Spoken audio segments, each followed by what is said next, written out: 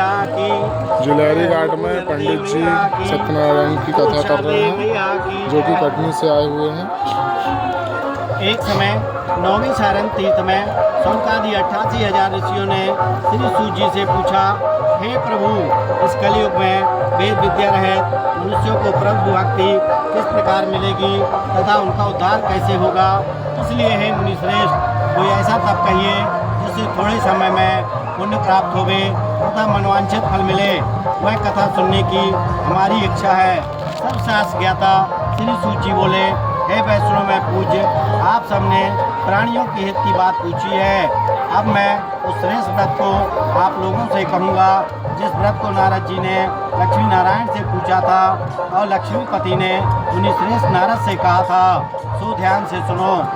एक समय योगी राज नारद जी दूसरों के हित की इच्छा से अनेक लोकों में घूमते हुए मृत्यु लोक में आ पहुँचे। यहाँ अनेक योनियों में जन्मे हुए प्राय सभी मनुष्यों को अपने कर्मों के द्वारा अनेकों दुखों से पीड़ित देखकर सोचा, किस यत्न के करने से निश्चय ही प्राणियों के दुखों का नाश हो सकेगा। ऐसा मन में सोचकर विष्णु लोक को गए। वहाँ श्वेत वर्ण और 4 भुजाओं वाले देवों की ईश नारायण को देखकर, जिनके हाथों में शंख चक्र गदा और पद्म थे तथा वरमाला पहने हुए थे, स्तुति करने लगे, हे भगवान, आप अत्यंत शक्ति से संपन्न हैं। मन तथा वाणी भी आपको नहीं पा सकती। आपका आदि मध्य अंत नहीं है। निर्गुण स्वरूप सृष्टि के आदि भूति व भक्तों के दुखों को नष्ट करने वाले हो।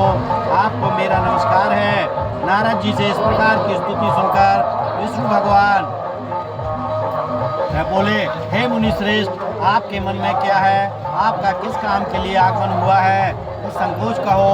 तब नारद मुनि बोले, मृत्यु लोक में सब मनुष्य जो अनेक योनियों में पैदा हुए हैं, अपने अपने कर्मों के द्वारा अनेक प्रकार के दुखों से दुखी हो रहे हैं। हे नाथ, मुझ पर दया रखते हो तो बतलाइए कि उन मनुष्यों के सब दुख थोड़े से ही प्रयत्न से कैसे दूर हो सकते हैं। श्री भगवान जी बोले, हे नारद, मनुष्यों की भलाई के लिए तुमने बहुत अच्छी बात पूछी है। जिस काम के करने से मनुष्य मोह से छूट जाता है, वह मैं कहता हूँ, सुनो।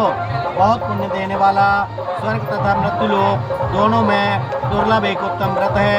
आज मैं प्रेमवश होकर तुमसे कहता हूँ, सत्यनारायण का यह व्रत अच्छी तरह विधि पूर्वक करके मनुष्य आयु पर्यंत यहाँ सुख भोग पर मरने पर मोक्ष को प्राप्त होता है। श्री भगवान जी के वचन सुनकर नारद मुनि बोले कि उस व्रत का फल क्या है, क्या विधान है और किसने यह व्रत किया है और किस दिन यह व्रत करना चाहिए, विस्तार से कहिए।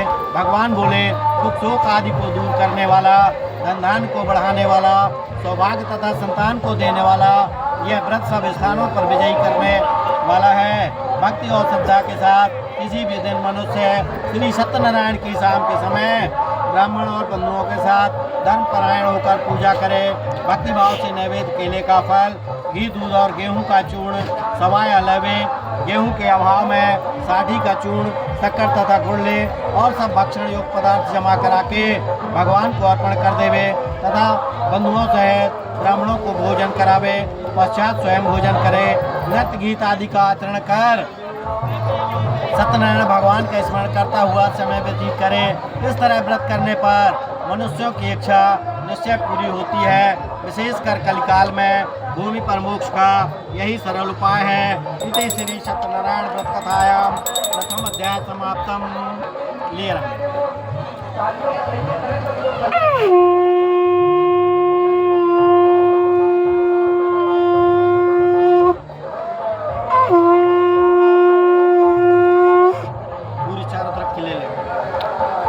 ये भी बोल देना, ये जिलहरी घाट है ऊपर जहाँ ये जिलहरी घाट है और ये यहाँ पर भागवत हो रही है।